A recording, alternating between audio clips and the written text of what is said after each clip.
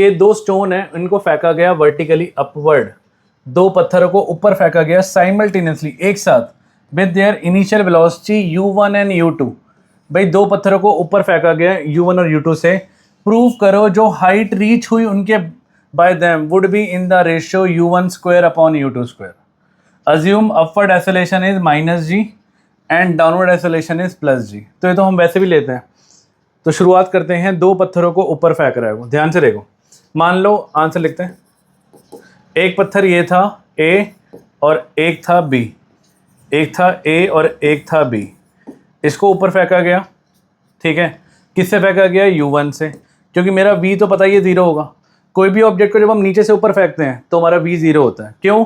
क्योंकि बिल्कुल फाइनल ऊपर जाने के बाद वो हल्का सा मुड़ता है और इस सिचुएशन में इसका v 0 हो जाता है और जिस स्पीड से फेंकते हैं वो हमारी u होती है, ठीक है। तो जब भी हम स्टोन को ऊपर की तरफ फेंकेंगे तो v हमेशा 0 रहेगा। यहाँ पे देख लो, यहाँ पे हमारा v कितना रहेगा? 0 रहेगा। इसको फेंका गया u2 से, ठीक है। कह रहे प्रूव दैट द हाइट, तो दोनों का केस बना लेते हैं, दोनों की हाइट निकाल लेते हैं, सिंपल सी बात है। अगर मैं फॉर स्टोन ए की बात करूं, फॉर स्टोन ए की बात अगर हम करें तो s इज इक्वल टू, नहीं टाइम तो गिवन ही नहीं है हमें। जब भी टाइम गिवन नहीं करेगा तो हम थर्ड इक्वेशन लगाएंगे। समझ आ रही है बात? आपने अभी नोटिस किया होगा मैं सेकंड लगाने वाला था, बट एकदम से मैंने दिमाग में क्या आया कि टाइम तो दिया ही नहीं है। तो ये चीज़ आपके साथ भी हो सकती है। तो जब भी टाइम का कोई रोल ना हो तो थर्ड इक्वेशन लगेगी, सीधी बात, खत्म करते हैं क्वेश्चन को, ठीक है। और क्या कह रहे हैं? एक्सेलरेशन कितनी लेनी है? -g। तो मतलब यहाँ पे क्या लेंगे हम? a लेंगे -g और यहाँ पे भी a लेंगे क्या? -g, ठीक है। क्योंकि अगेंस्ट द ग्रेविटी काम कर रहा है ना, पत्थर ऊपर की तरफ जा रहे हैं, इसलिए अपवर्ड एक्सेलरेशन कितनी लेंगे हम? -g और डाउनवर्ड क्या लेंगे? +g। रीज़न आपको पता है, क्योंकि ग्रेविटी नीचे की तरफ हो तो +g, ऊपर की तरफ होगी तो उल्टा काम, तो -g, इसलिए। तो for stone A third equation हम लगाते हैं, that is v square minus u square is equal to 2as, ठीक है। तो v हमारा 0 है, u मेरा कितना है? u है आपका u1 का square is equal to 2, a कितना है? a है मेरा -g और s कितना है? Prove that their height reach by them would be in the ratio.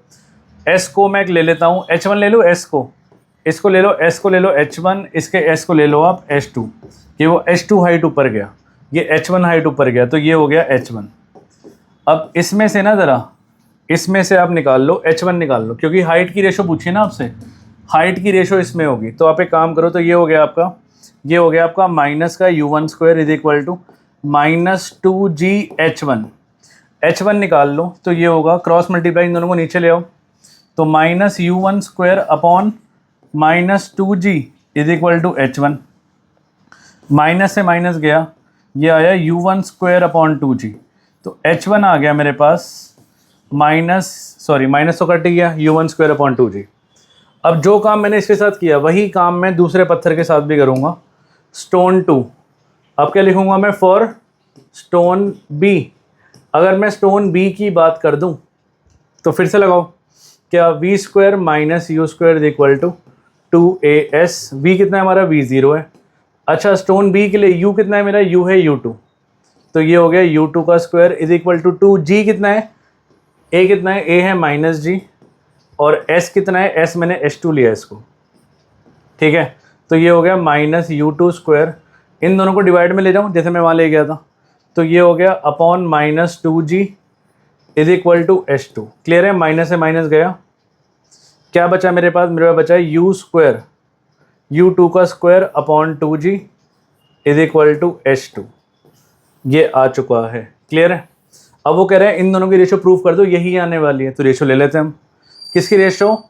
h1 upon h2 की रेशो, h1 अपॉन h2 की रेशो। तो h1 कितना है मेरे पास? h1 है u1 स्क्वायर अपॉन 2g और h2 कितना है मेरे पास? h2 है u2 square upon 2g, u2 square upon 2g। बात समझ आ रही है? अब ध्यान से देखो, आ तो रहा आंसर, 2g खत्म, 2g खत्म, तो h1 अपॉन h2 कितना आया? ये आया u1 square upon u2 square. और यही बात आपको प्रूफ करनी थी, हैंड्स प्रूफ लिख देना, दिल को तसल्ली मिल जाएगी कि यस हैंड्स प्रूफ। बड़ा मज़ा आता है ना, मैथ्स में तो मज़ा आता है, साइंस में मज़ा आना चाहिए, क्योंकि फिजिक्स में आपको तो पता है आधी से ज़्यादा मैथ्स भरी पड़ी है। नहीं? क्लियर है? आ गया u1 square upon u2 square, आ सकता है एग्जाम में। इसको हल्के में मत लेना, ये क्वेश्चन हल्के में लोगे तो दिक्कत आएगी, क्योंकि एग्जाम में आपको हेलो बोल देगा फिर ये। क्लियर है?